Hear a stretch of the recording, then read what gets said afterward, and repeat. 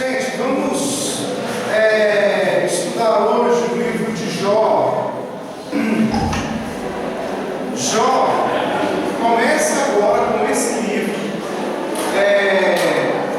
conforme a nossa cronologia bíblica aí, conforme a nossa Bíblia, a ordem bíblica. Jó é o livro que começa o período dos poéticos, né? Dos livros poéticos. Então, até o livro passado, que nós estudamos, o livro de Esther, nós tínhamos os livros históricos, chamados históricos. Então, a gente passou pelo período da lei, né? Do Pentateuco, ou Torá, que são os 5 primeiros livros da Bíblia. A gente entrou no período histórico, a partir de Josué até Esther. Então esse foi o período histórico. E agora começa o período poético. Porque eu acho que poeta não tem nada aí, né? Você tem uma coisa característica do livro de Jó, e é sofrimento. Né? O tema aí é sofrimento. E uma das perguntas mais enfáticas que se dá a esse livro é essa: por que o justo sofre? Ou por que o justo sofre? Então ela lidar com o sofrimento do justo, porque a Bíblia começa dizendo em Jó que Jó é um homem justo e ele sofreu, e não foi pouco, foi muito. Vamos fazer uma análise então desse livro. Antes disso, é importante a gente entender uma coisa. Jó foi um livro que foi escrito antes mesmo de Gênesis. Tá? Foi provavelmente o primeiro livro bíblico a ser escrito.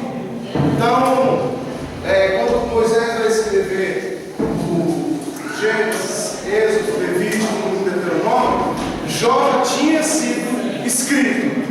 Ok? Então é um livro que antecede aí. Provavelmente esse livro data de aproximadamente 2000 a.C. É um livro bastante antigo. É importante a gente fazer uma distinção entre o tempo em que Jó viveu e o tempo quando o livro foi escrito. A gente precisa fazer essa separação. Jó aparentemente viveu durante o tempo dos patriarcas, possivelmente perto do tempo de Abraão. Então a gente pode concluir esse fato pelas seguintes informações: não há no livro referências claras à lei de Moisés ou às suas instituições. Isso seria incomum se Jó vivesse virtualmente em qualquer tempo depois de Moisés. Jó vai oferecer sacrifícios em favor de sua família, porque oferecer sacrifícios já era uma prática antes, de Moisés, dos dias dos patriarcas. Já se tinha esse tipo de prática de oferecer sacrifícios, e quando não havia também sacerdócio estabelecido comparável com aquele que está sob a lei mosaica.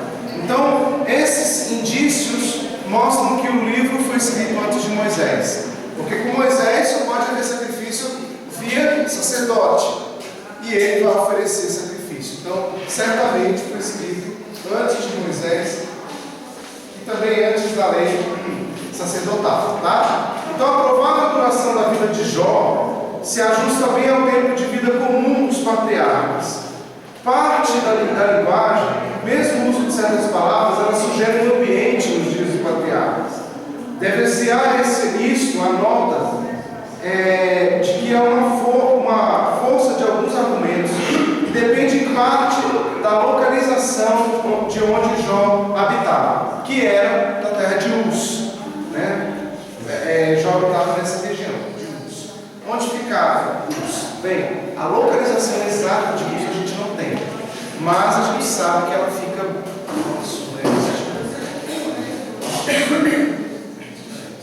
oeste,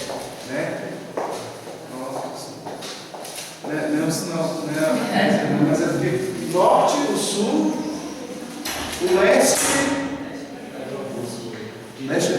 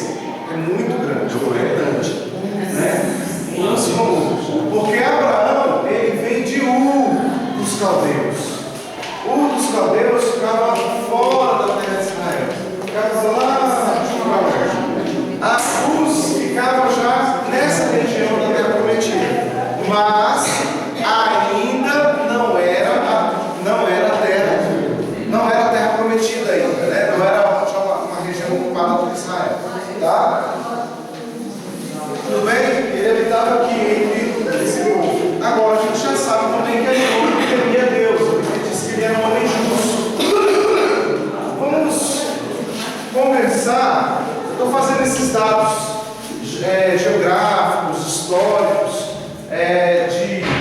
de Jó, porque a gente precisa passar isso aqui para vocês, tá?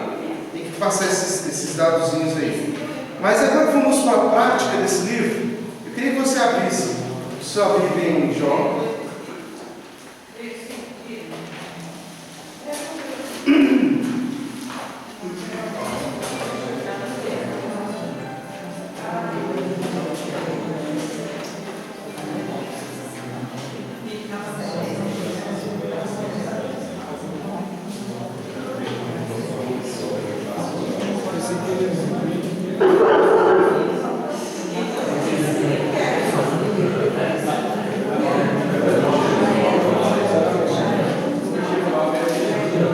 A Bíblia diz o seguinte, verso 1: havia um homem na terra de Uz, cujo nome era Jó. Ele era um homem o que, gente?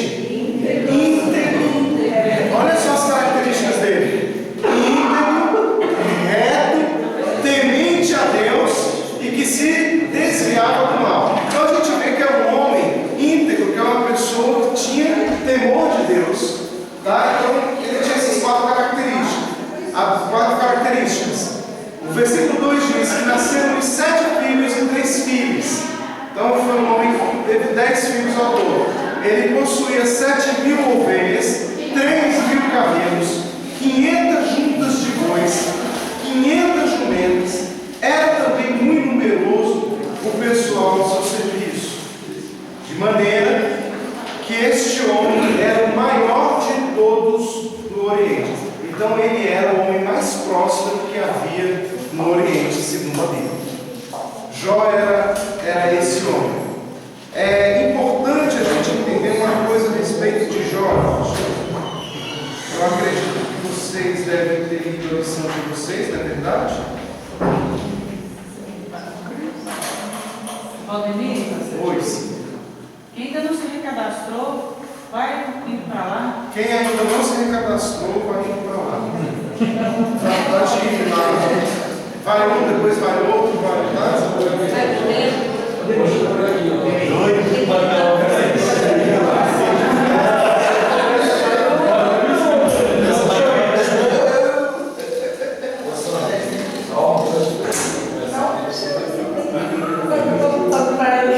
Sete filhas também?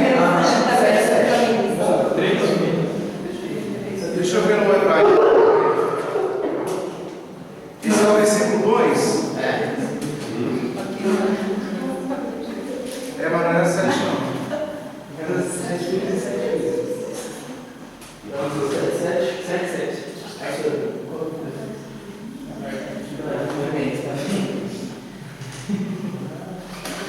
7, 6. Que tradução é essa que você tem aí? Todas as minhas traduções, inclusive aqui no hebraico, foram 7, 3.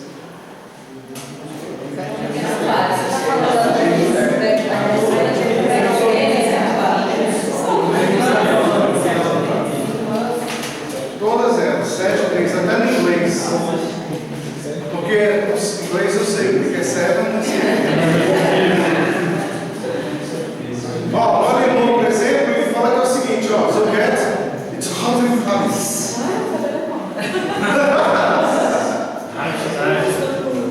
Não, realmente, todas essas 7 vezes.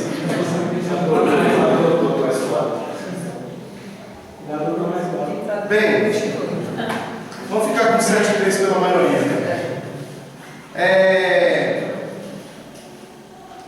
Então a gente vai ver aqui que os livros poéticos, e Jó abre eles, são Jó, Salmos, Eclesiastes, Cantares de Salomão e Lamentações. Provérbios. Eu não falei Provérbios, mas é Provérbios também. Então seria Jó, Salmos, Provérbios, Eclesiastes, Cantares e Lamentações. Por que eles são chamados de poéticos? Porque eles vão falar de experiências de coração. Essa é a ideia. Então, como foi algo que foi pessoal, foi uma experiência pessoal, eles colocam isso, tá? Lembrando que o livro de Salmos, a gente vai falar sobre isso semana que vem, Salmos é um livro que trata de cânticos. Então, quando você vai ler Salmos, na verdade você não está lendo ali um livro doutrinário, embora acabe sendo para a gente. Mas a ideia mesmo dos Salmos era que fossem canções. E todos os Salmos tinham melodias. Só que a gente perdeu as melodias dos Salmos. Você imagina como era, né? Eles cantavam aqueles cantos. É o inário do povo de Israel, são os Salmos. São 150 Salmos. Agora eu fico imaginando que preguiça que dá para cantar o Salmo 119. Hein? Aí quando eu chegava no final da canção, vamos lá do início.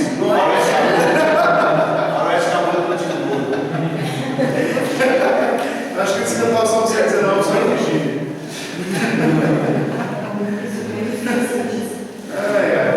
Gente, Jó tem uma palavra-chave. Eu queria que você abrisse a sua Bíblia em Jó, capítulo 23, versículo 10. Se tem uma palavra-chave nesse livro, a palavra é provação.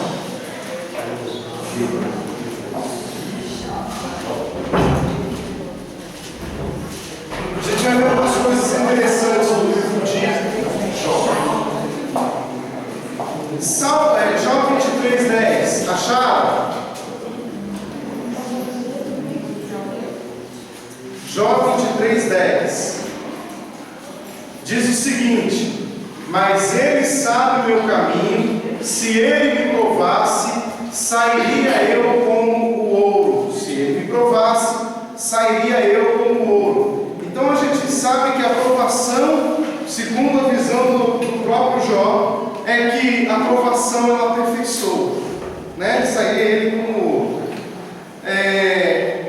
As provações e sofrimentos nem sempre são para nos castigar. Essa é a ideia do livro. Nós aprendemos isso no livro de Jó. O atleta ele não é submetido a uma disciplina severa como castigo, mas simplesmente com o propósito de prepará-lo para a carreira. Então Cristo está sempre a nos preparar para a carreira que está posta diante de nós. A grande pergunta que se faz então no livro de Jó é: por que o justo sofre? E é interessante as respostas que os amigos de Jó vão dar. Quantos amigos Jó tem? Tinha. Eles já devem ter morrido, né? Quantos amigos Jó tinha? 3. Três. Quem dá mais? 4. Quem dá mais? 5. Quem dá mais? Eu não sei quantos amigos Jó tinha, mas eu sei que 4 estavam presentes no texto de Jó na hora que ele estava doente. 4 eram os amigos que aparecem no livro de Jó para aconselhá-lo.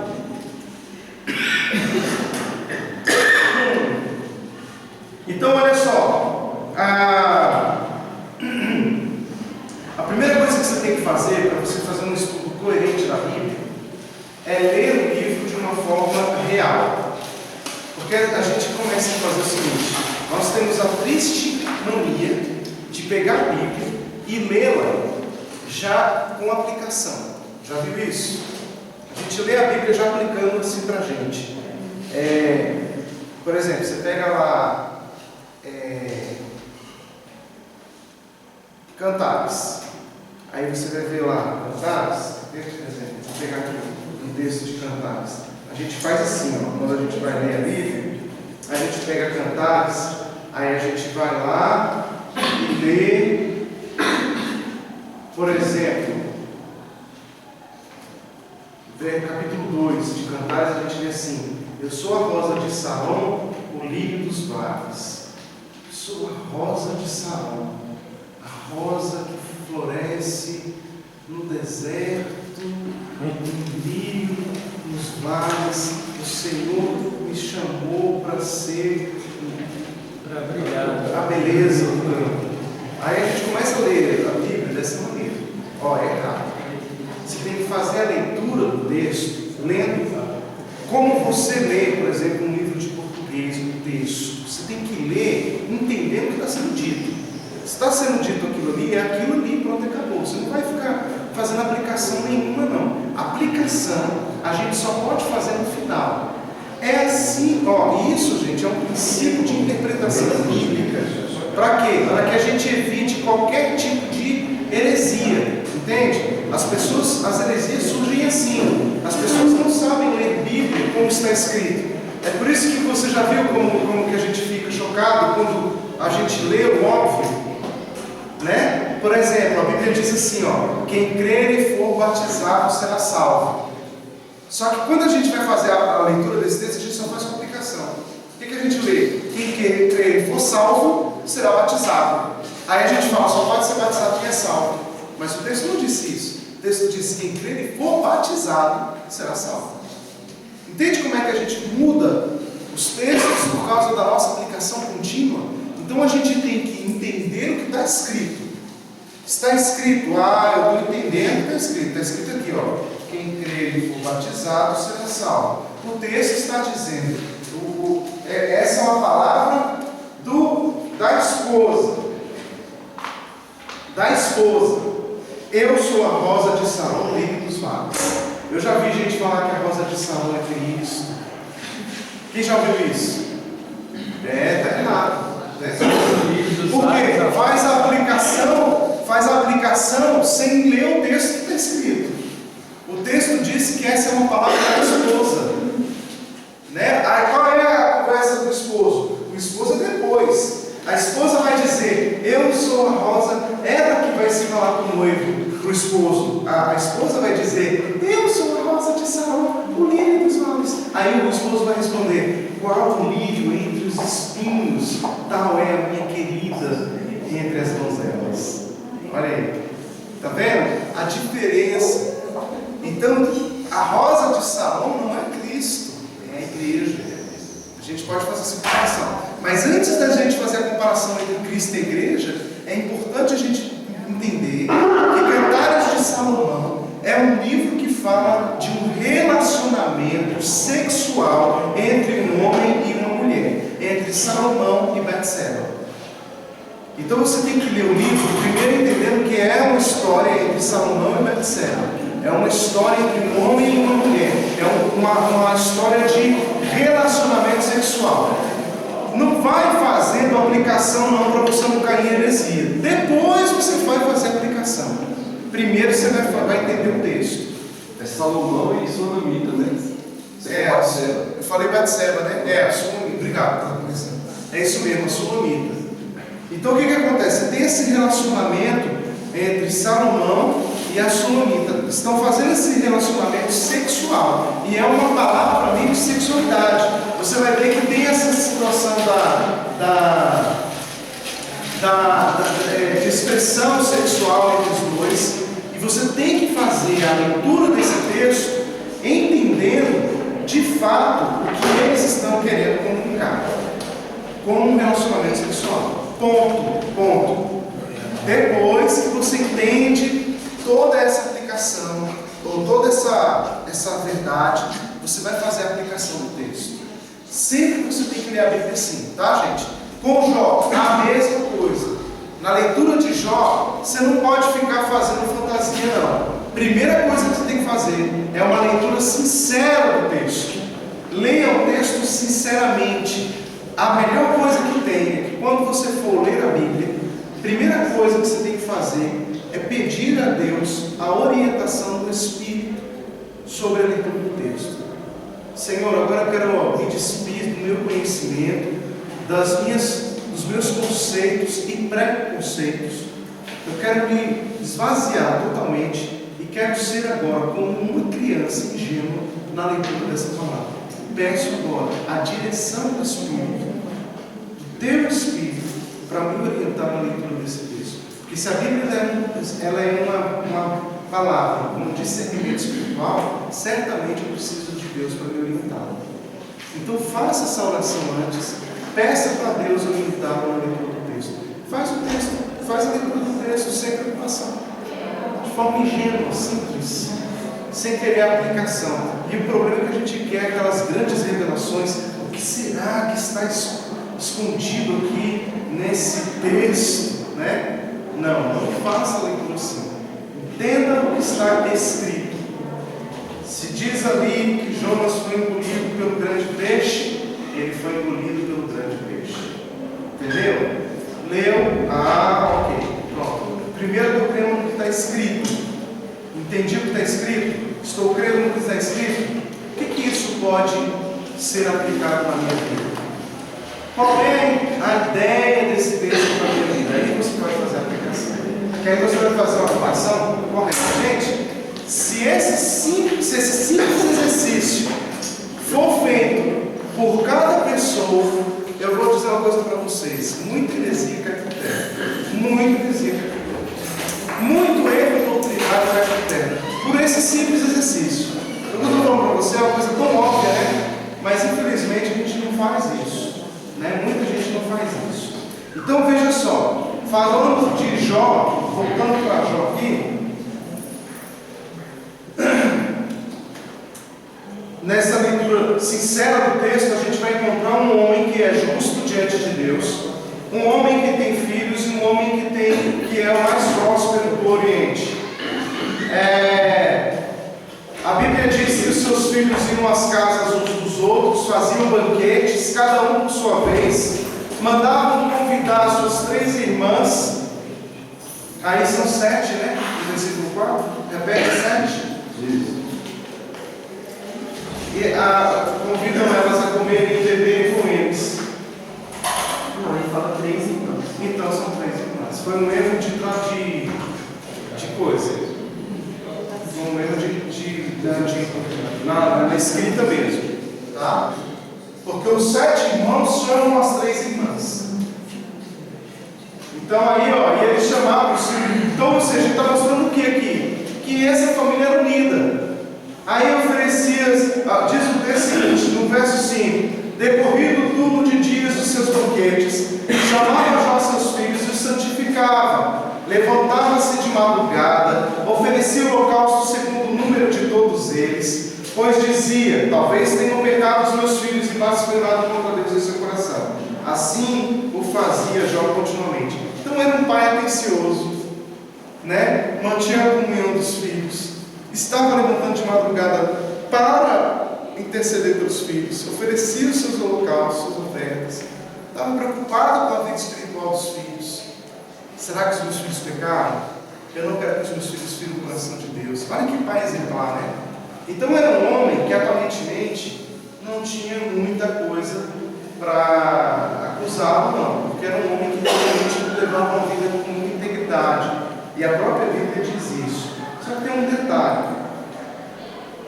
A Bíblia diz que ele fazia isso continuamente. No versículo 6 diz o seguinte, e aí começa a coisa, olha só: num dia em que os filhos de Deus vieram apresentar-se perante o Senhor, veio também Satanás entre eles. Então a gente sabe literalmente que os filhos de Deus vieram se apresentar diante do Senhor.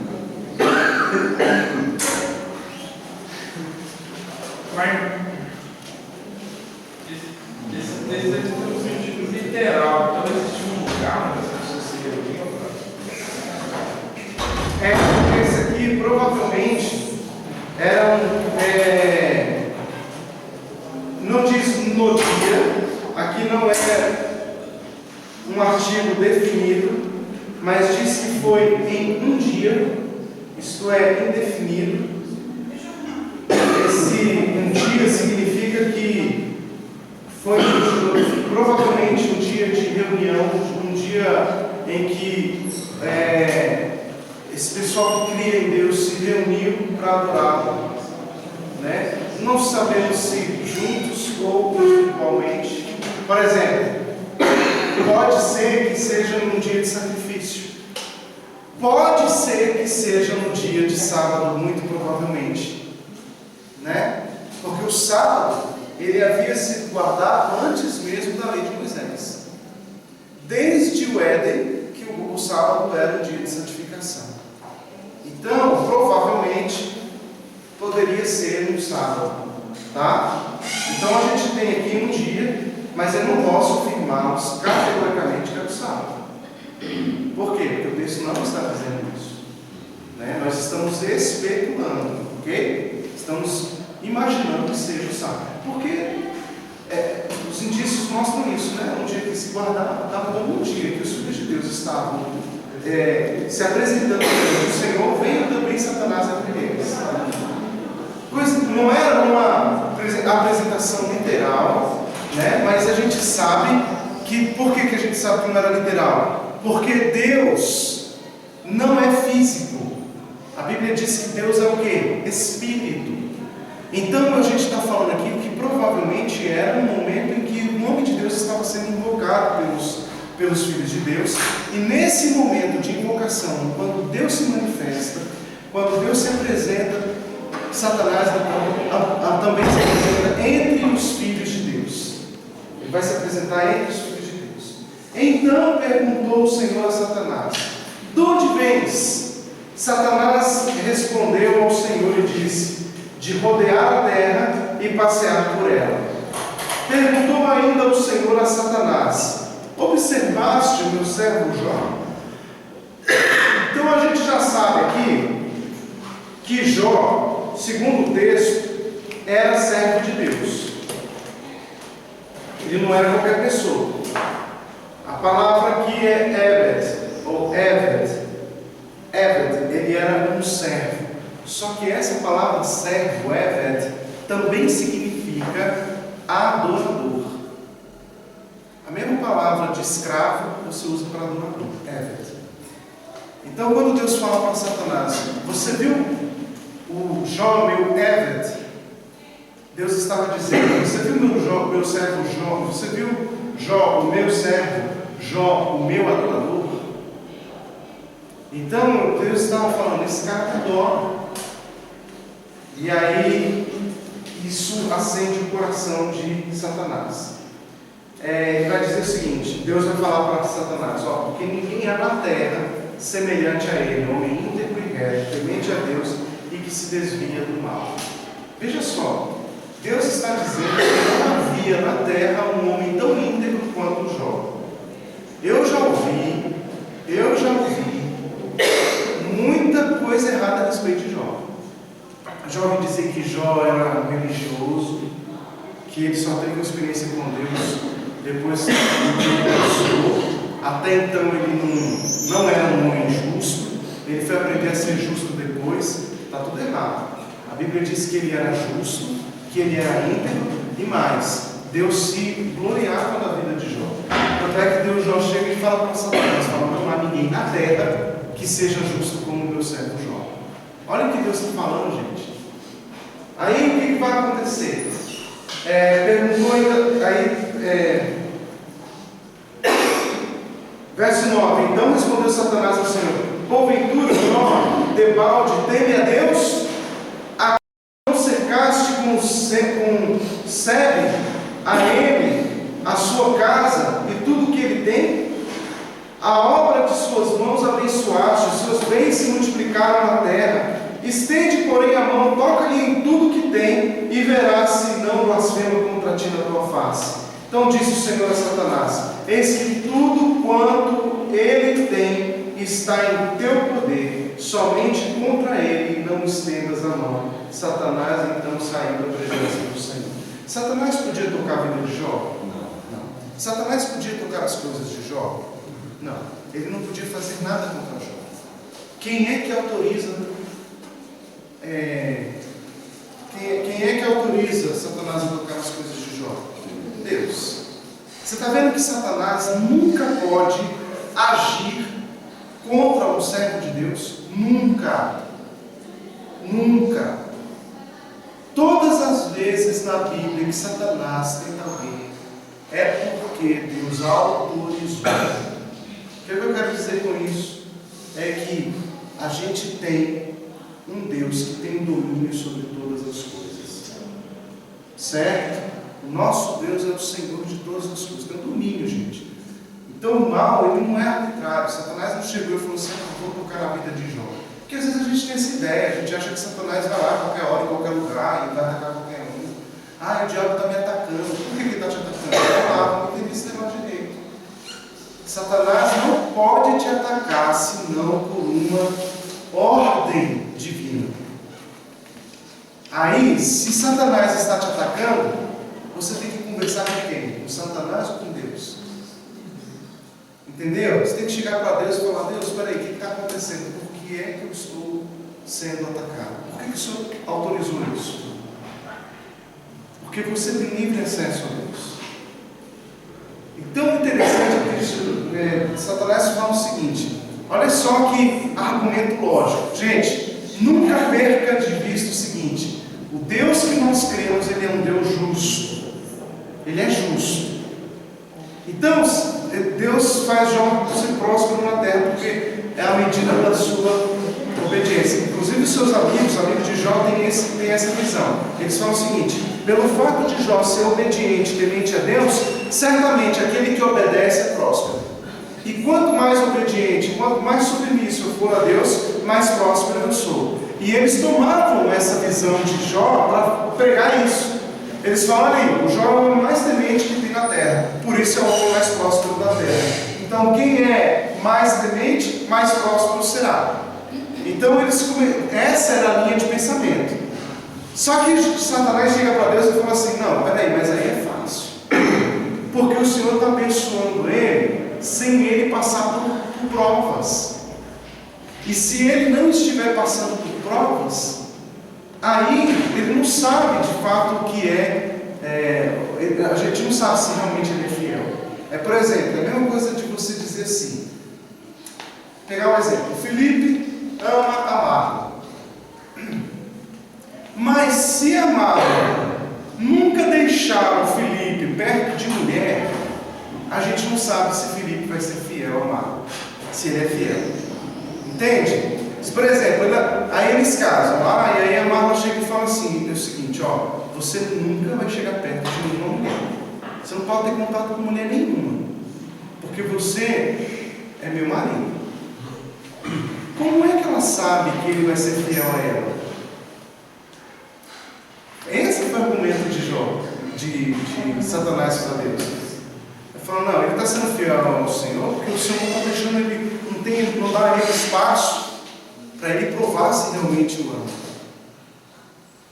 Olha só, aí Deus fala assim: pois eu confio no meu filho, no meu servo. Então eu vou fazer o seguinte: eu vou provar. Gente, é interessante porque tudo, e Deus, não é que Deus ouviu Satanás, é porque Satanás, ele toca no ponto da justiça de Deus.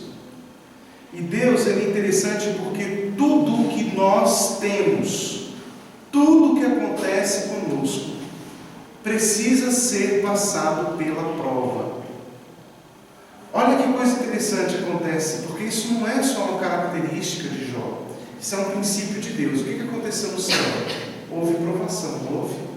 Começa com o próprio Lúcifer. Ele começa a crescer a sua riqueza, começa a crescer a sua glória no céu. E aí ele começa a sofrer a provação para ver se realmente seria fiel ao Senhor. A primeira coisa que ele faz é o quê? Vou estabelecer meu trono acima do de Deus. Deus fala: epa, você não é fiel. Com ele, 1/3 dos anjos também caem, porque foram também ludibriados no engrandecimento, ou seja, não passaram em provação. A Bíblia diz que Deus vai limpar os céus com esse julgamento. Deus vai limpar. Vai chegar lá e vai sacudir: ó, quem não é fiel aqui vai sair. Limpo do céu. 1/3 dos anjos caem. Agora a coisa está no centro da terra. Satanás está na terra e agora tudo Deus está provando. Então, como é que eu sei que o justo vai prevalecer? É quando ele passa pela provação e é aprovado. Então, todos nós temos que passar pela provação. Lembra do deserto? No final, quando o povo chega na terra prometida, Moisés vai falar para o povo que: olha, o Senhor fez o que fez com vocês, provas que vocês passaram, fome, situações difíceis que vocês passaram, sede, para provar se vocês seriam obedientes ao Senhor nosso Deus e guardariam os seus mandamentos ou não. Porque somente depois da provação é que vocês estariam aptos a entrar na terra prometida. E como muitos ali não estavam prontos, morreram na terra. Morreram. Eu não falei todos porque sobraram 2, né? Mas todos ali, todos os outros morreram no deserto. Josué e Caleb entraram na terra prometida, só. E aí a gente vai ver uma nova geração, obviamente, né? Os filhos dos rebeldes, que agora haviam sido aprovados, estavam aptos a ocupar a terra prometida. Então a gente vai ver que tudo é necessário passar pela provação. Nós estamos na terra. Terra é lugar de quê? De provação.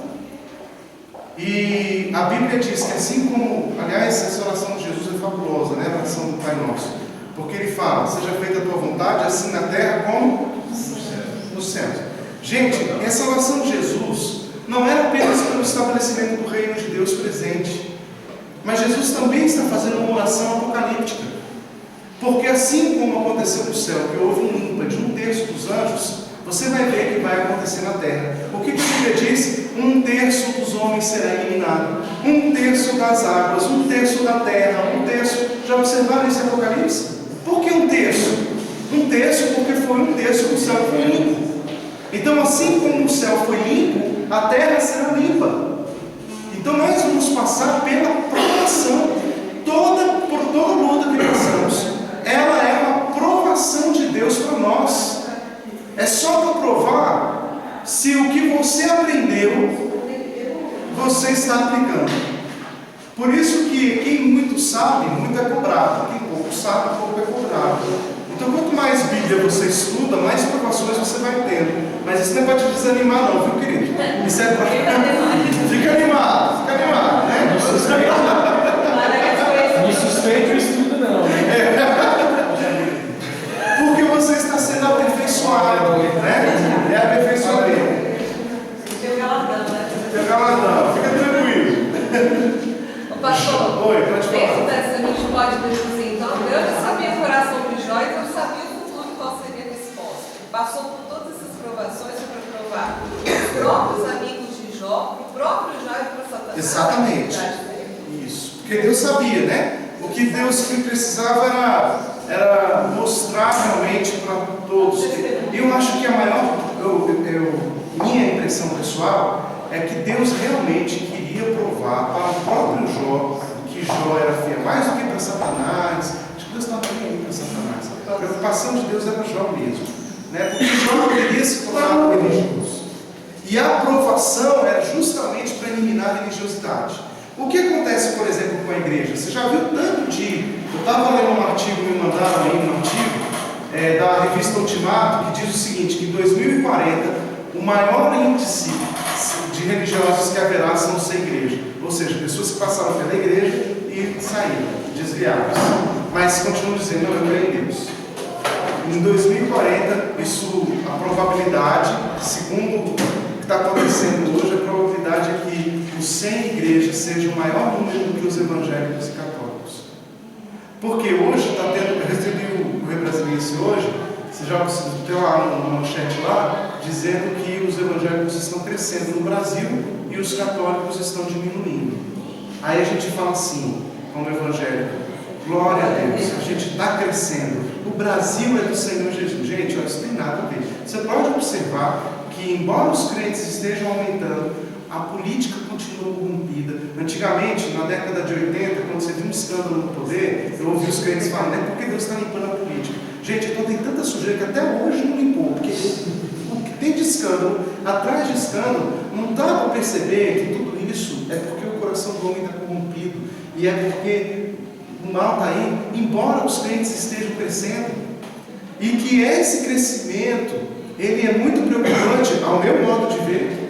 Sabe por quê? Porque esses crentes hoje podem se tornar um ex-crente amanhã. Porque hoje, o que tem de gente que é ex-crente, o que tem de gente que está desviado, não é brincadeira, gente. Oi, pode falar. Essas estatísticas, elas não levam, elas não contabilizam o ensaio da igreja. É uma coisa interessante. A maioria das pessoas, a maioria mesmo, falando sem medo de errado, a gente tem que conversar nas ruas, moradores de rua, viciados em crack.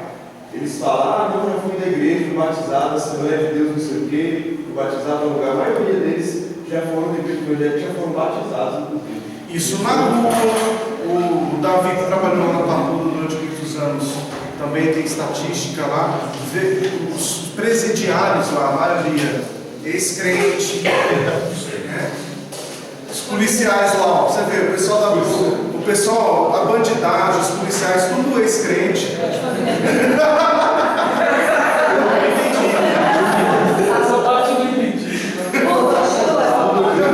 Pastor, essa mesma pesquisa no ano passado, na Veja, eles mostraram o crescimento das igrejas.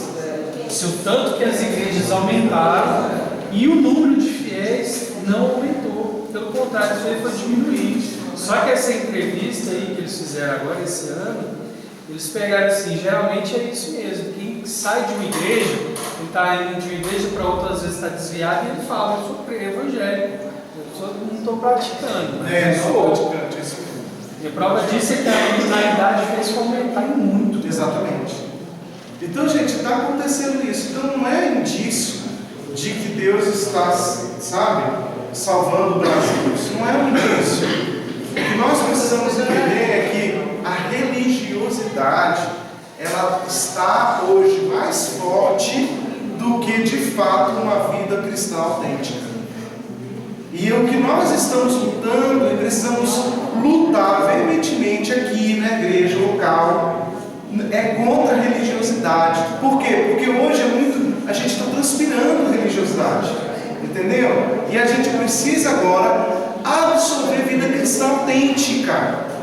É esse o nosso ponto, essa é a nossa briga. Porque nós precisamos disso aqui, ó. Não adianta discurso de púlpito. Não adianta pregadores bonitinhos falando bonito. Não adianta emoção. Não adianta pregador vir para falar, uau, que unção. Não adianta. O que vai mudar, o que vai realmente separar o trigo do joio é isso aqui, ó. É isso aqui.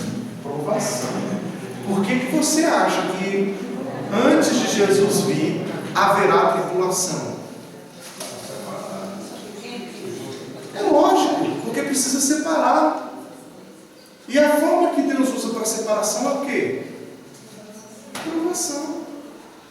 Jesus fala isso, ele vai falar dos princípios da dor, ele vai falar, gente, vocês vão ter aflição aí.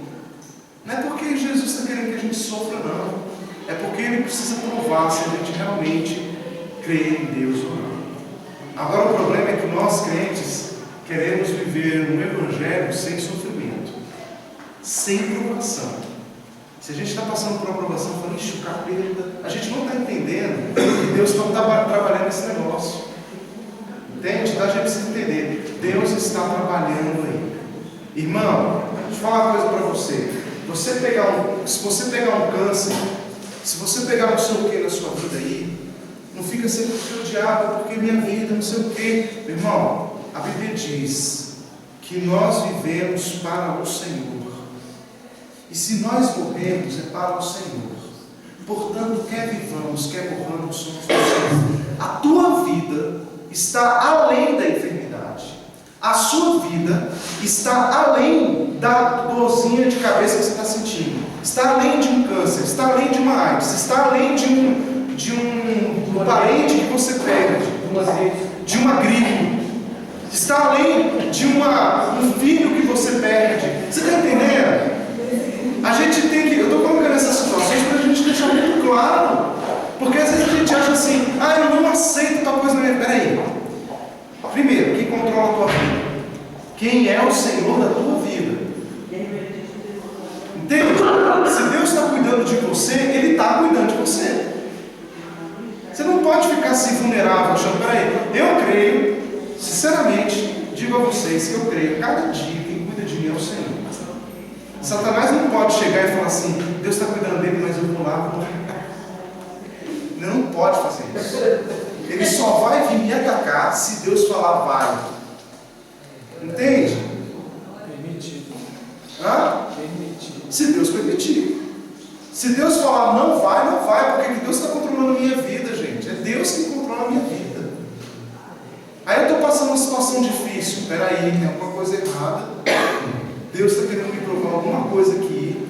Deus está querendo me ensinar alguma coisa aqui. Mas se você não está vendo que isso é uma maldição, Você não está vendo que é o diabo que está querendo destruir você? Irmão, fica na sua. Com Deus eu me entendo. Agora tem uma diferença de provação e tentação, né? Tem.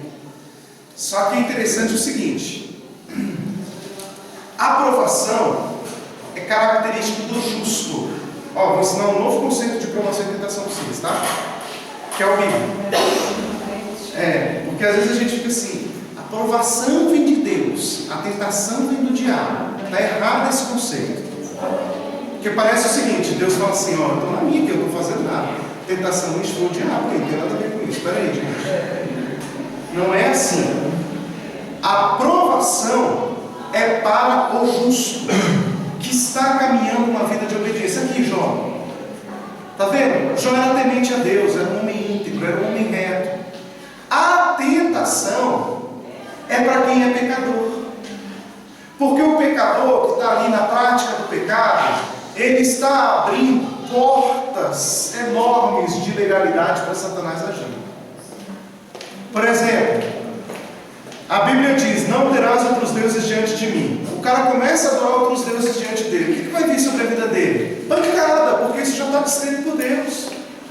Entende? Então vem maldição. E essa maldição, a pessoa vai ser tentada para a destruição. Por quê? Porque ela está pecando. Então todo tipo de Deus. Oi? É o deserto, eu faço o deserto. Porque a Bíblia não usa provação nessa passagem. Mas na verdade o deserto foi provação. Foi provação. Ele se torna tentação quando o povo começa a adorar outros deuses. Não, Jesus no deserto. Ah, sim. Mas ali na verdade Jesus foi provado. Ele fala tentação no deserto porque Satanás tentou Jesus. Eu recordo esse termo. Satanás tentou Jesus. Então, ele tentou fazer com que Jesus caísse. É por isso que eles usam o termo tentação. Mas na verdade Jesus foi provado. E ali Satanás veio diretamente contra Jesus, tentar Jesus à queda. E Jesus não caiu, obviamente. Você está passando a prova, a glória a Deus, que está passando o caminho certo. Isso, exatamente. Todas as vezes que vocês passarem por provações, tem que Tiago vai falar isso, não só Tiago, mas também Paulo vai falar sobre isso, que a gente deve ter grande alegria, passar por várias provações. Por quê? Porque eu estou sendo provado por Deus, estou sendo aperfeiçoado por Deus. Agora a tentação, ela é uma sentença de quebra, de queda, de maldição mesmo, por causa do pecado. Aí eu fui tentado cair. Agora a aprovação não. A aprovação ela é para o justo. Todo justo é provado e todo ímpio é tentado. Não, pastor, nem toda aprovação você passa dando glória a Deus. O Jó aqui mesmo, ele amaldiçoou o dia que ele nasceu, de tanto que perdeu o filho. Muito boa sua colocação. Porque às vezes a gente acha que passar pela prova é passar assim, o tempo inteiro. Gente, vai vendo você perder filho. Não é fácil, gente. A gente aqui que é pai, a gente sabe disso. Ninguém quer ver teu filho morrer. A gente não pode nem passar pela cabeça da gente essa possibilidade. Agora você imagina Jó que perdeu tudo. Perdeu o filho, perdeu a esposa. Imagina. O cara tinha todo o motivo do mundo para espraguejar, para acabar. Mas ele ficou chateado. Ele amaldiçoou o que nasceu, mas ele não amaldiçoou o Senhor. E ele continuou feliz na fé. Mas vamos falar uma coisa aqui, algumas coisas interessantes. Olha. Vamos falar um pouco sobre os amigos de Jó. A história de Jó é simples. Ela vai começar com uma cena no céu, como a gente leu, e em seguida a gente vai ver a queda de Jó, de uma situação de prosperidade até a pobreza. Aí vai seguir o grande debate entre Jó e os seus 4 amigos. Olha quais são os amigos de Jó. Vamos lá. Amigos de Jó, primeiro, ele faz e o ele não faz.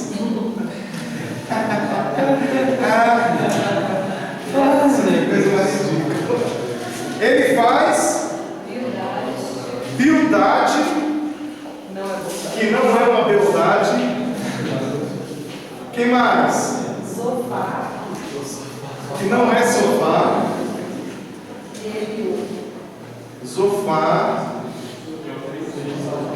e Eliú, que não é Elié. Eliú. Ó, são 4. As características desses caboclinhos. O primeiro, ele é um religioso. Olha só a coisa dele. Deixa eu falar uma coisa para vocês. Por que 4 amigos? Agora a gente está em aplicação, tá? Vamos para a aplicação. Esses 4 amigos aqui não estão aqui por acaso. 4 na Bíblia é número de quê? A gente já falou sobre isso, hein? Sobre isso. O que é 4 na Bíblia? Só 3? É porque um deve ter fugido. Mas no final aparece assim. Ele faz Bildade, Zofar e Eliú. O Eliú aparece no final, não? Por isso que eu falei 3. Eliú aparece no final. A gente vai falar de Eliú. Aliás, Eliú foi um cara de Jó. Mas olha só, vamos falar desses caras. Por que 4 amigos? 4 na Bíblia, olha que coisa interessante, é número de terra, de totalidade, né? Terrena. Então, por exemplo, quantos são os campos da terra, segundo a Bíblia? São 4. Os 4 campos da terra, que ele fala, né? Então você tem a terra, você tem os 4 representando a terra. Isso representando também o Evangelho. Porque o Evangelho deve ser pregado. Por que nós temos 4 Evangelhos?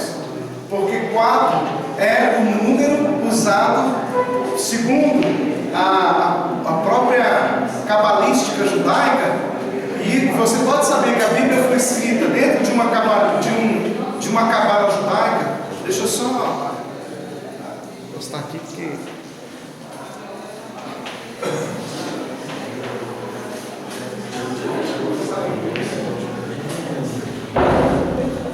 Então o que acontece?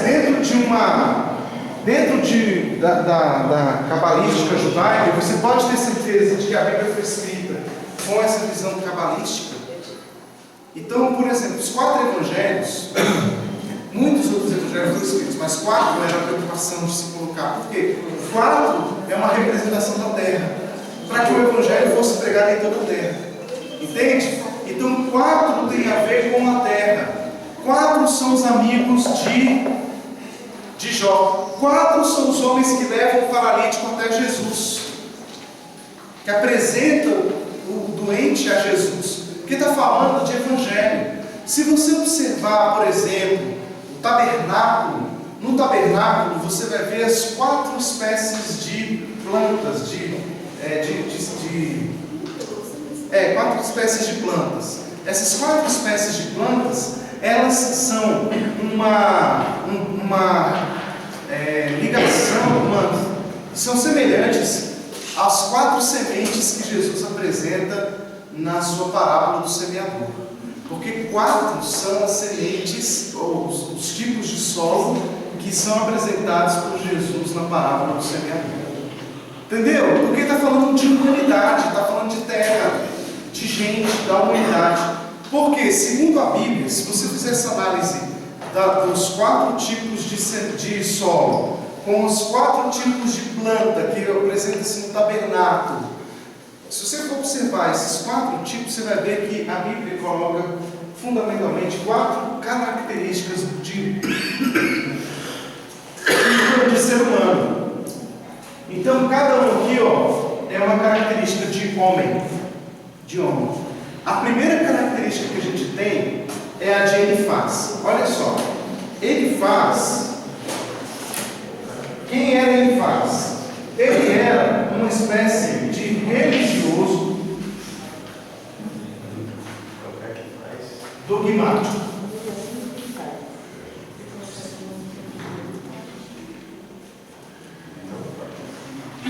O segundo,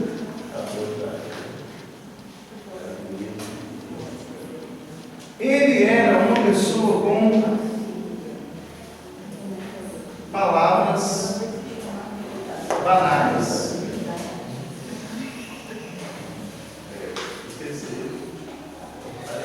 e sem efeito. Zofar se julgava profundo, conhecedor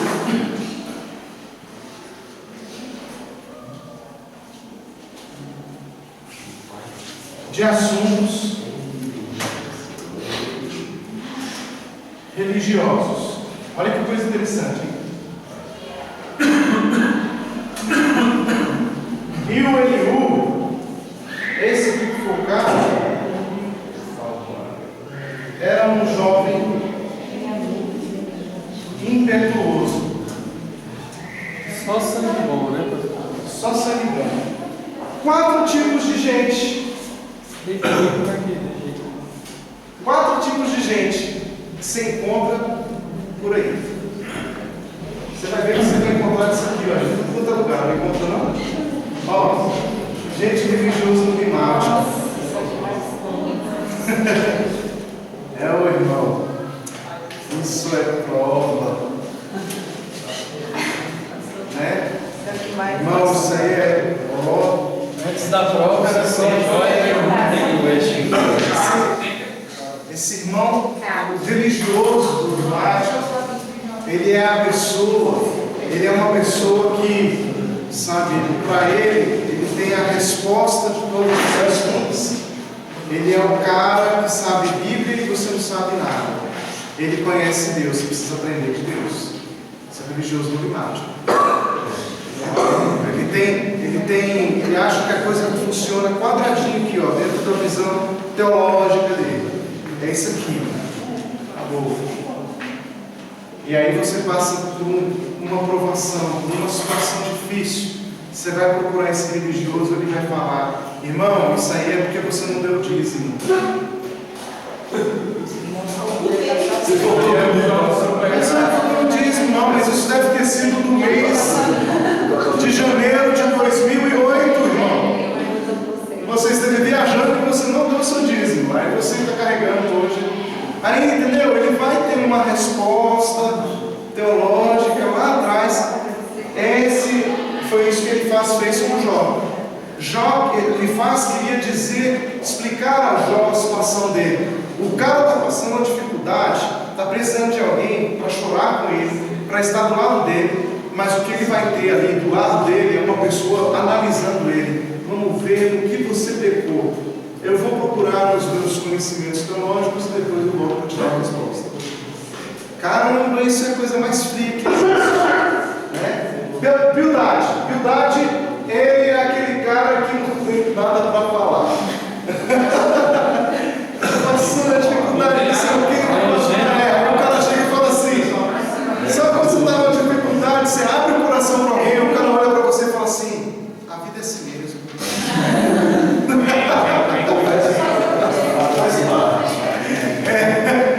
bola pra frente. Não pode piorar. Pior não fica. Você sabe, palavra banal, uma palavra sem efeito, não vai mudar você, não vai te alimentar, não vai te nutrir, não te dar esperança. Simplesmente ele e a porta é a mesma coisa. Verdade. Com esse cara aí. Só fala. Esse cara já é complicado, porque esse aqui está dentro. Ele é um religioso. Ele está vivendo dentro da linha teológica dele. Esse cara aqui não, ele está fora. Ele só analisa a teologia. Ele se acha um profundo conhecedor de assuntos religiosos. Não, praticar eu não pratico não, mas eu entendo. Né? Já ouviu gente assim? Eu não faço, não. Exatamente. Faço o que eu falo e não o que eu faço. Jó, isso aí, ó. Rapaz, eu estava lendo sobre isso aí, porque assim, você sabe que eu não sou muito crente, não, né? Eu não pratico muito minha religião, não. Mas, rapaz, eu entendo bastante. Esse cara aqui. E o Eliú foi aquele cara impetuoso que chegou para Jó e falou assim: rapaz, amaldiçoa Deus. Não está dando certo, chuta o pau da barraca mesmo, vai vai logo tudo ou nada, entendeu? Vai, amaldiçoa Deus aí e sai fora, pai, sai fora. Você está vendo que essa religião está te amaldiçoando? Você está vendo que isso aí não presta? Depois que você abraçou essa fé, você não viu o que está acontecendo com a sua vida, não? Você só está decaindo. Rapaz, larga esse Deus aí. Foi esse o conselho de Eliú para Jó. Abandona esse Deus, Jó. Esse Deus não tem nada para te oferecer. Agora a aplicação, tá? Quando a gente estuda um pouquinho sobre esse amigo de Jó, tem uma certa rejeição da nossa parte. Mas muitas vezes nós agimos como ele. Direto e diretamente nós agimos. Boa, isso mesmo. Então, gente, ó, essas 4 características desses 4 caboclinhos aqui. Pena que não dá para a gente vê-los assim tão detalhadamente, né? Mas a gente vai ver então aqui as aflições, a gente vê a paciência de Jó. Tem um texto muito legal aqui no capítulo 15. Aliás, antes do capítulo 15, o capítulo 3, olha o que Jó vai falar. Versículo 1 do capítulo 3. Depois disso, passou Jó a falar e amaldiçoou o seu dia de nascimento, o seu dia natalício. Disse Jó: pereça o dia em que nasci, a noite em que se disse foi concebido um homem.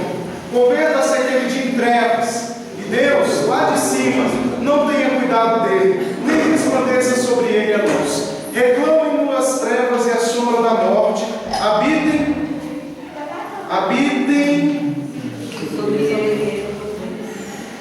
sobre ele nuvens, espante-o tudo o que pode enegrecer o dia. Aquela noite em que dela se apoderam dessas trevas, não se regozije ela entre os dias do ano, não entre na conta dos meses, seja estéril aquele dia, e dela sejam banidos os sons de júbilo. Amaldiçoem-na aqueles que sabem amaldiçoar o dia e sabem excitar o monstro marinho. Escureçam-se as estrelas do crepúsculo matutino dessa noite. Que ela espere a luz e a luz não venha. Que não veja as pálpebras dos olhos da alva. Pois não fechou as portas do ventre da minha mãe, nem escondeu dos meus olhos o sofrimento. Por que não morri eu na madre? Por que não expirei? Olha a grande pergunta que esse cara está se fazendo já. Não expirei ao sair dela? Por que houve regaço que me acolhesse? Por que peitos para que eu mamasse? Por que já não repousaria? Porque eu já repousaria agora, tranquilo, dormiria, então haveria para mim descanso, como os reis e conselheiros da terra, que para si edificaram mausoléus, ou com os príncipes que tinham ouro e encheram de prata suas casas, ou com um aborto oculto, eu não existiria, como crianças que nunca viram a luz. Ali os maus cessam de perturbar, ali repousam os cansaços, ali os presos juntamente repousam, não ouvem a voz do feitor. Ali está tanto pequeno como grande, o certo livre do seu Senhor. Porque se concede luz ao miserável e vida aos amargurados de ânimo, que esperam a morte e ela não vem, eles cavam em procura dela mais do que tesouros ocultos. Eles se regozijariam por tudo e exultariam se achassem essa cultura. Porque se concede a luz ao homem, cujo caminho é oculto, e a quem Deus cerrou todos os lados, porventura, em vez do meu pão que vem de gemidos, e os meus lamentos se derramam como água, aquilo que temo me sobrevém, e aquilo que receio me acontece. Não tenha descanso, nem sossego, nem repouso, e já vem a grande perturbação. Então, o que Jó está fazendo é abrir o coração, de fato, falando: gente, eu não deveria nem ter nascido. O amaldiçoado dia do seu nascimento é reconhecer que ele fala o seguinte: ele fala, olha, eu não deveria nem ter nascido. Ou seja, a dor que eu sofro hoje não está compensando a própria vida. É isso que ele está falando. Não compensa a própria vida que eu estou vivendo. Tudo que eu tive, hoje, não compensa a dor que eu estou sofrendo. Então ele acha que está sendo realmente intensa a sua provação. Ele vai repreender: irmão, não fala isso em nome de Jesus. Ele vai repreender, vai dizer para ele não falar isso, que isso vai contra os conselhos bíblicos que ele conhece. E ele vai falar: rapaz, você tem que continuar orando de jejum. Gente, ó, é verdade, a gente tem que orar em todo tempo, em toda tribulação que a gente tiver. Ore, busque a Deus, leia a palavra de Deus. Mas na hora que a pessoa está sofrendo uma dor, uma luta, ela às vezes não consegue orar. E nesse momento, o religioso vai chegar para ele e vai falar assim: não deixa de orar, você tem que orar. Aleluia. Nessa hora que a pessoa não está conseguindo orar, nessa hora que a pessoa está com dor, é você que tem que orar por ela. É você que tem que colocá-la no colo. É você que tem que abraçar. Agora ela depende da tua fé. Ela não está dependendo agora da sua bronca, da sua exortação. Está entendendo isso? O religioso não consegue entender isso. Ele acha que a pessoa tem que consertar a vida dela. E ao invés dele ouvir uma palavra de eu estou aqui do seu lado, ele vai ouvir uma palavra: rapaz, você precisa consertar a sua vida. Só que a pessoa, ela está passando por tribulação. Ela está sofrendo, ela está ferida. E aqui é interessante porque esse livro de Jó nos ensina a trabalhar com o ferido também.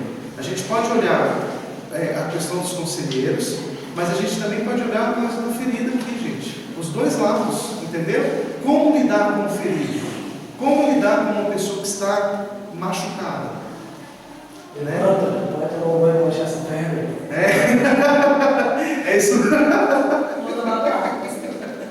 Bora, vamos lá, né? Oi.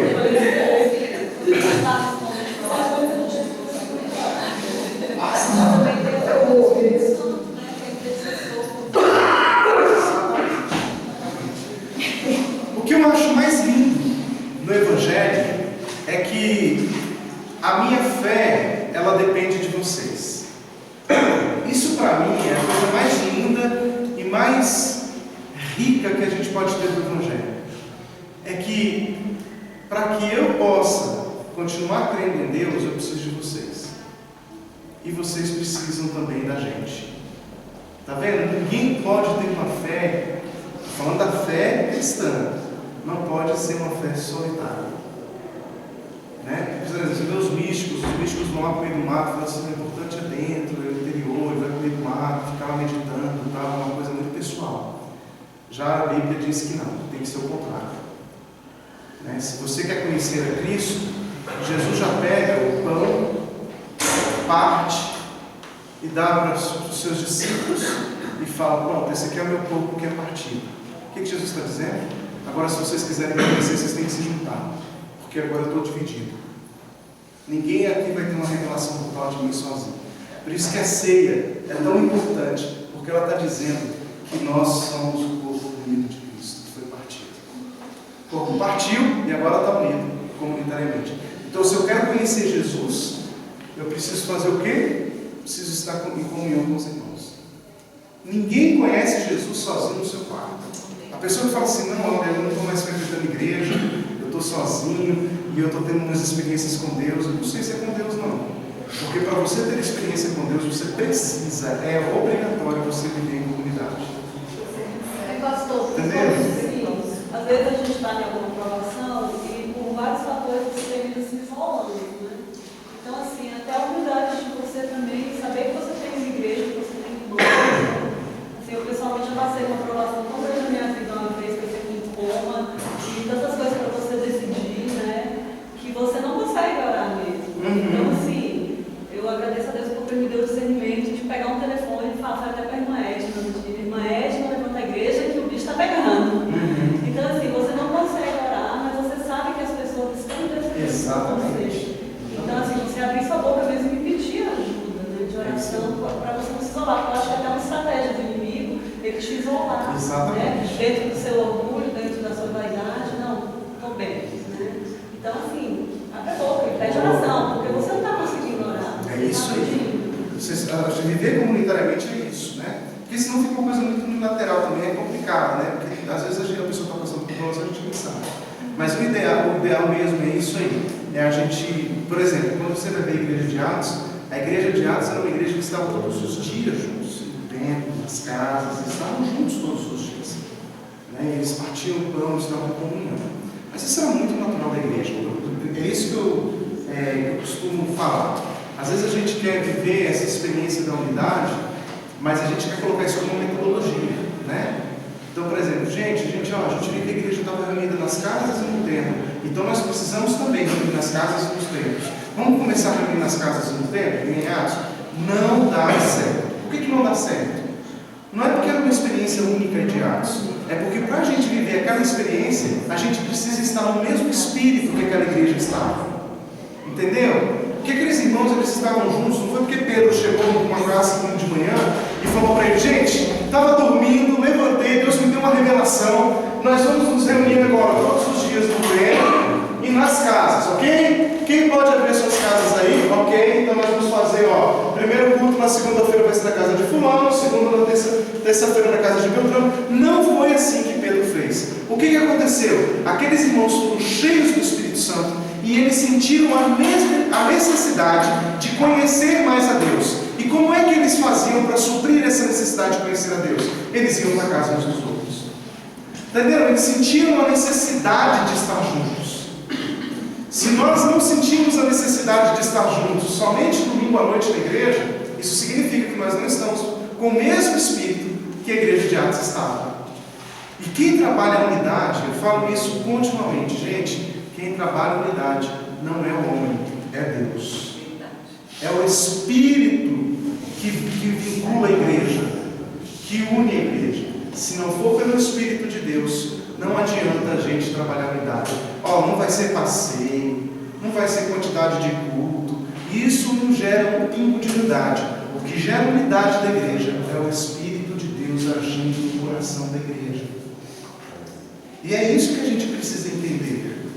São pequenas coisas que nós precisamos começar a colocar em prática em nós. Senhor, coloca no meu coração o desejo de conhecer mais o Senhor. Aí, como é que eu vou conhecer mais a Deus? O irmão vai lá para o teu quarto, vai orar e vai ler a Bíblia. Como é que se conhece a Deus? Comunhão. Eu estou com tanta vontade de conhecer a Deus, que eu quero ligar para o Samuel, para a Camila, quero encontrar com eles. Dar e compartilhar, se você entende que você recebe de Deus, Deus é comunhão. Se você recebe de Deus, não é para você, é para o seu próximo, aí fica mais fácil de você compartilhar. Isso aqui é interessante. Agora o que eu acho interessante, sabe o que é? É que a gente tem muito mais facilidade que a igreja de Atos, por exemplo, que a gente tem internet, né? A gente tem telefone, celular. A pessoa pode estar em qualquer lugar, fazer que nem o português, né? Ele resolveu trair a esposa, foi para um motel, estava traindo a esposa, o telefone dele tocou, ele entendeu, ele alô, a esposa, fulano, uai, como é que você me descobriu aqui, né? Você vê nos... Como é que você me descobriu? Pastor, celular, então você tem toda essa facilidade. Mas é porque esse motivo do negócio espiritual demais, né? A igreja hoje ela tem um relacionamento muito vertical, né? Tudo é espiritual. Agora aqui, no ambiente no meio das pessoas, no horizontal, quando fala que é para compartilhar, não, vou ganhar quanto? Tem que ter um interesse. Exatamente. Por quê? Porque a gente não entende esse relacionamento horizontal como algo espiritual. Eu não entendo que ir para a casa da Nádia e do Fábio, comer com eles é um ato espiritual. Eu não entendo isso. Entendeu? Eu acho que espiritual é apenas ir lá para o meu quarto, fazer a minha oração e ler a Bíblia. E às vezes eles estão com uma experiência muito mais clara, por exemplo, no texto que eu vou ler lá em casa, que quando eu leio com eles vão me trazer alimento. E vamos crescendo juntos. E eu estou aprendendo de Cristo com ele. Mas também não é para você ir para a casa do irmão, para chegar lá e falar assim: opa, vamos assistir um filme aqui, vamos assistir os Jogos Mortais 4. Aí assiste Jogos Mortais 4 com o irmão. Você não se identifica em nada. Você tem que ir para ser edificado, né? Tem que ser edificado, gente. Vocês estão indo para ser edificados mutuamente, porque estamos com sede de Cristo. Isso que acontecia com a igreja de Atos. A igreja de Atos estava crescendo na comunhão. Aqueles irmãos estavam todos os dias juntos, tinham fome e sede de Deus e por isso se reuniam continuamente. Bem, a minha oração é que nós tenhamos essa fome e sede de Deus. Vai chegar um tempo em que a gente não vai precisar esperar montar um grupo perto da minha casa, ou na minha casa, não. Eu vou fazer o seguinte, eu estou com vontade hoje de ter uma experiência com Deus mais íntima. Ah, vamos ligar para fulano, vamos lá para a casa dele? Vamos. Fulano, a gente tem que ir para a sua casa. É isso, gente. Sabe, essa coisa se torna natural no nosso meio, não precisa ser, sabe, metodológica, não precisa ter essa metodologia toda, vamos fazer assim a partir de agora, blá, blá, blá, blá. Não precisa disso não. A igreja é um organismo natural, vivo. A gente tem que ter isso naturalmente. Isso tem que fluir da gente naturalmente. Sabe? Não é esperar o culto de domingo que vem. Gente, o culto hoje foi uma bênção. Domingo que vem. Aí eu já vi tanta besteira. Já vi gente falar assim: domingo é o dia que a gente recarrega as energias. Para começar a semana. Que coisa mais ridícula.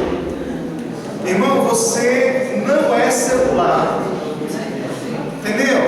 A gente não é celular, não. Esse negócio de recarregar a energia. Olha, não tem esse negócio de recarregar energia, não.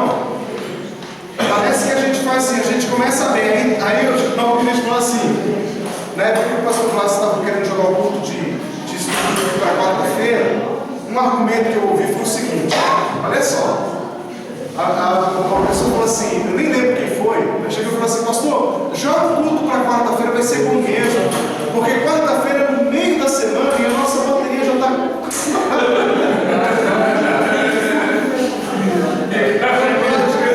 A bateria já está no meio, né? Vamos dar uma recarregadinha Não é para isso, gente. Olha, nós precisamos.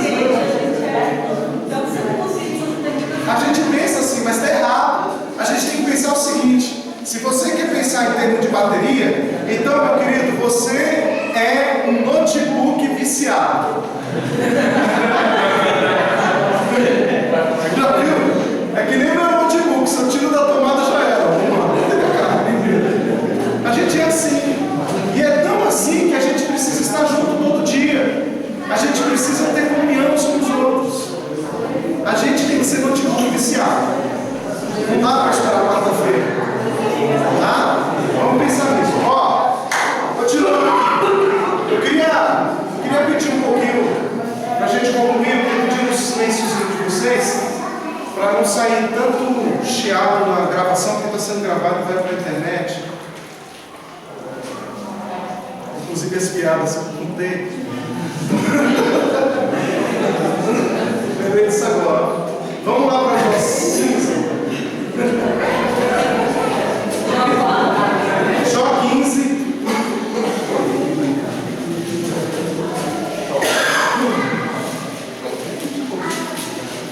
Não é o 15, é Jó 19, perdão.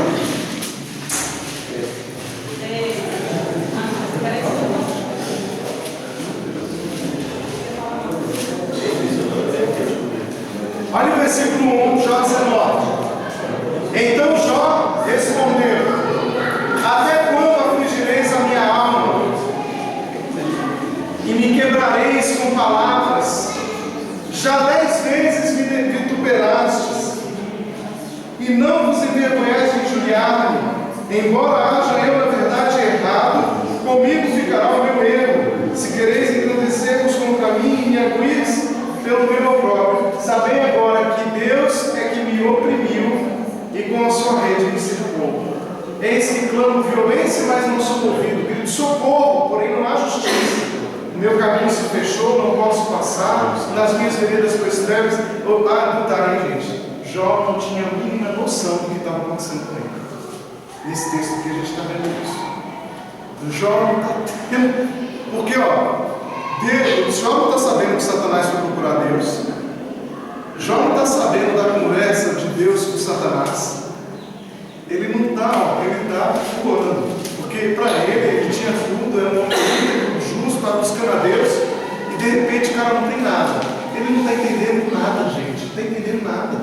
Mas, gente, eu estou buscando a Deus, eu era íntegro, justo, de repente, minha vida caiu. Aí começa a vir as teorias, né? E ele vai aqui dizer isso, ele vai falar: gente, o caminho se fechou, no verso 8, não posso passar, nas minhas veredas do Senhor pois trevas. Da minha honra me despojou, tirou da cabeça a coroa, arrumando de todos os lados, eu me vou, arrancou minha esperança como uma árvore, inflamou contra mim a sua ira, e me tem na conta de seu adversário. Juntas vieram as suas tropas, prepararam contra mim o seu caminho, se acamparam ao redor da minha tenda, pôs longe de mim os meus irmãos, os que me conhecem como estranhos se apartaram de mim, os meus parentes me desampararam, os meus conhecidos se esqueceram de mim, os que se abrigaram na minha casa, as minhas servas me têm por estranho, e vim a ser estrangeiro aos seus olhos, na sua própria casa. Chamo o meu criado, ele não me responde, eu tenho de suplicar eu mesmo. O meu hálito é intolerável à minha mulher, e pelo mau cheiro sou repugnante aos filhos da minha mãe.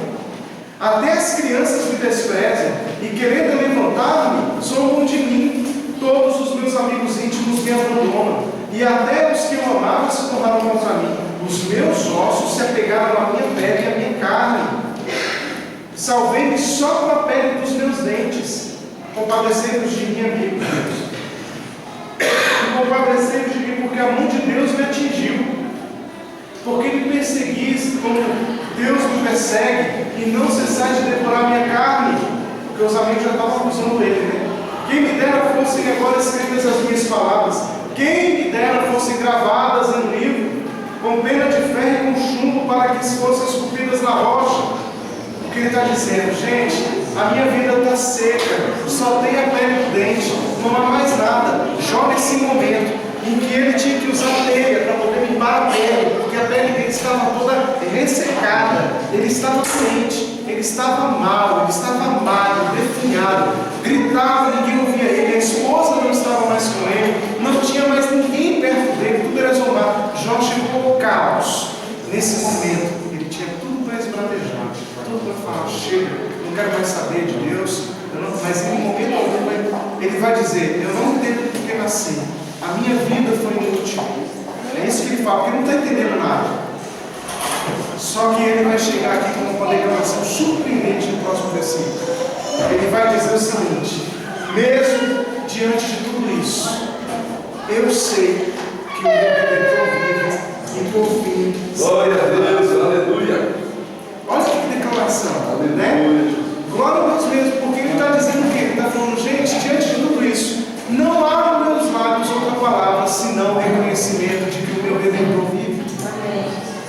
Então, mesmo diante de uma situação, de um problema que você esteja passando, não sabe a resposta, querido, porque você não é obrigado a saber a resposta, a única coisa que você precisa ter um discernimento é: o meu Redentor vive, e por fim se levantará sobre ele. Nós não seremos destruídos, nós não seremos anulados, nós temos um Redentor, e ele vive, né? Agora, essa palavra de Jó, ela vai ser maquinada para ele. Ele diz no verso 26: depois revestido este meu corpo da minha pele, em minha carne verei a Deus. Verei por mim mesmo, os meus olhos o verão, e não outros. De saudade desfalece o coração dentro de mim. Eu tenho saudade de Deus, eu não o abandonarei. Meu coração é dele, ele vai julgar a minha causa. Eu vou ver por mim mesmo, com estes mesmos olhos. Ele está dando uma resposta para os seus amigos.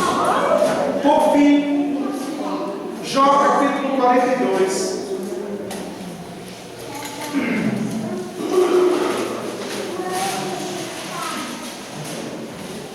Você vai ter então toda essa angústia de Jó.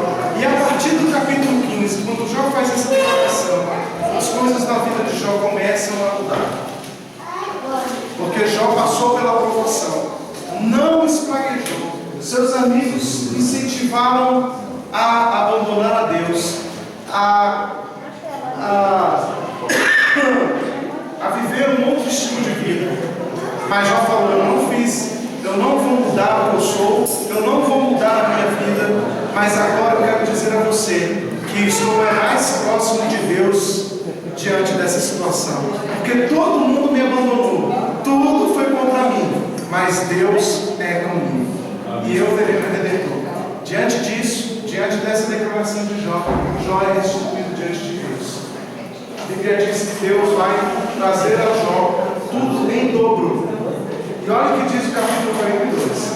Então respondeu Jó ao Senhor: bem sei que tudo podes e nenhum dos teus planos pode ser frustrado. Vendo? Gente, isso é fantástico. Sabe o que esse texto está dizendo, meu irmão? É Deus quem planejou você. E quando Deus colocou você em existência, junto com você tem um projeto. Deus não colocou você na terra e falou assim: depois eu vejo o que eu vou fazer com ele, vou fazer com ela. Não foi assim, não. Ele já criou você com um propósito. Falou: bem, eu quero agora que o manezinho nasça agora, nesse período, porque eu tenho um projeto para ele, eu preciso dele agora. E quando você veio à terra, você veio para viver a vida de Deus. Viva de uma forma justa. Viva conforme a palavra de Deus. Deus vai cuidar dos seus caminhos. Então, vai vir adversidade, vem problema, vem tribulação, que venha. Eu sei que o meu Redentor vive por mim, se levantará sobre mim. E ainda você vai poder dizer no final essas palavras: eu sei agora, Senhor. Veja só, ele não está falando eu teorizei, eu aprendi na escola bíblica dominical, eu ouvi isso da boca de fulano, eu li no livro tal. Não, você vai dizer o seguinte: eu sei que os teus planos não podem ser frustrados. Está vendo? Não é uma teoria, é uma prática. Irmão, assim, o sofrimento, a tribulação, não é para você aprender com A, B ou C. É importante você aprender com A, B ou C em muitas coisas, mas a tribulação, ela te dá a tua própria experiência com Deus, para você chegar e poder dizer isso: eu sei, tudo pode, se nenhum dos teus planos pode ser frustrado. Quem é aquele, como disseste, que sem conhecimento encobre conselho? Na verdade, falei do que não entendia. Olha só, eu tinha teoria, tinha prática, coisas maravilhosas demais para mim, coisas que eu não conhecia. É como, por exemplo, uma pessoa que está enferma. A gente trabalha assim dizendo: porque o meu Deus é o Deus que cura. Mas se eu nunca fiquei doente, como é que eu vou saber que Deus cura? É por teoria, não é? Eu tenho teorias de que Deus cura, mas quando eu estou doente, eu vejo Deus me curando, aí eu falo: eu sei que Deus cura. Entende? Eu posso dizer, por exemplo, que Deus livra. Eu já tive a experiência de receber um tiro quase que a queima-roupa e vir o Senhor e me livrar desse tiro. Uma nuvem aparecer e desviar. Eu posso dizer para você que o meu Deus desvia balas. Isso eu não aprendi em teoria, foi na minha vida. Você está entendendo? Então, a gente pode dizer coisas que nós vivemos, e isso vai servir para quem? Para mim. Isso vai servir para a minha fé. Eu sei que nenhum dos meus planos pode ser frustrados. Eu não, olha, antes, Senhor, eu cria, mas sem conhecer. Eu entendia os princípios verdadeiros, mas eu não conhecia. Agora não, agora eu conheço.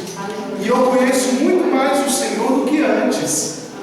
Quando você sair da aprovação, você vai poder dizer: hoje eu conheço mais o meu Deus do que antes da aprovação. Você vai ficar muito mais próximo de Deus. Provação não é para te destruir, é para te fortalecer, te tornar melhor. Não sei qual é a aprovação que você está passando hoje, mas eu quero que você saiba que se você estiver passando hoje uma aprovação, é porque Deus está te aperfeiçoando, mostrando quem Ele é.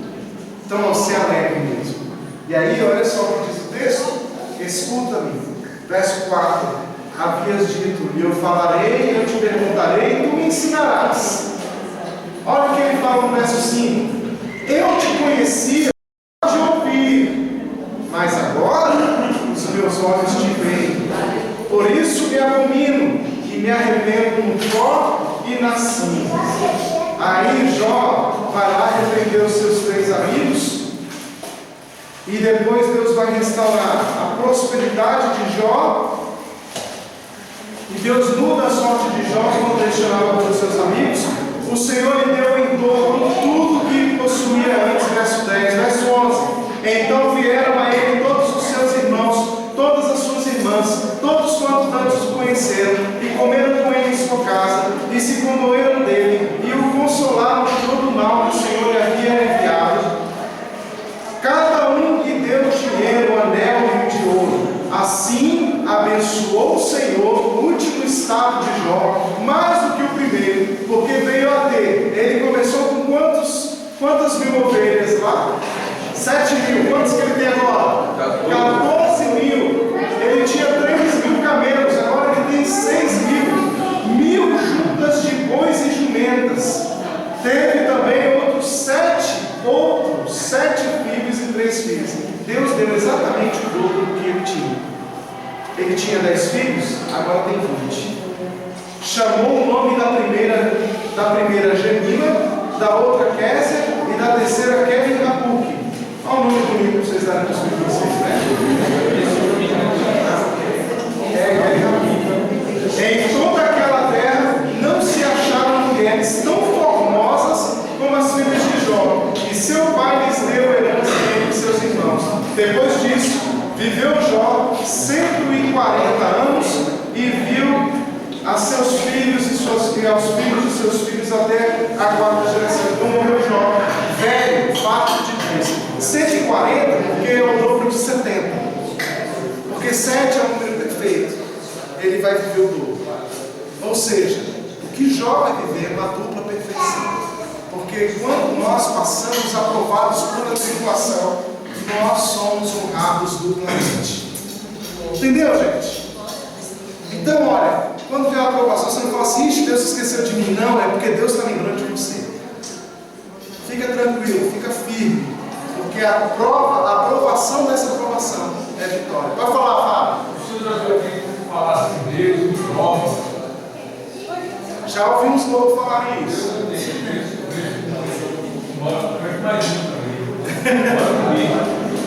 Agora o que acontece? Na verdade é a gente entender que a aprovação ela é realmente uma bênção de Deus para nós, né? Deus sabe o que faz com a gente. Eu imagino a igreja com um bando de alunos e Deus vai dar a aplicação da prova personalizada para cada um. A aprovação é aprovada. Isso.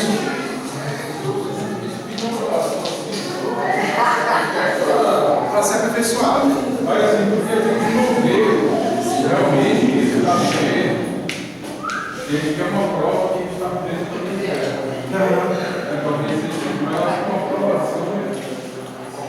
Fica tranquilo porque Deus dá a aprovação, Senhor. Não precisa pedir não, vai vir. Vai vir. Vem, de uma forma ou de outra. Amém? Vamos ficar em pé.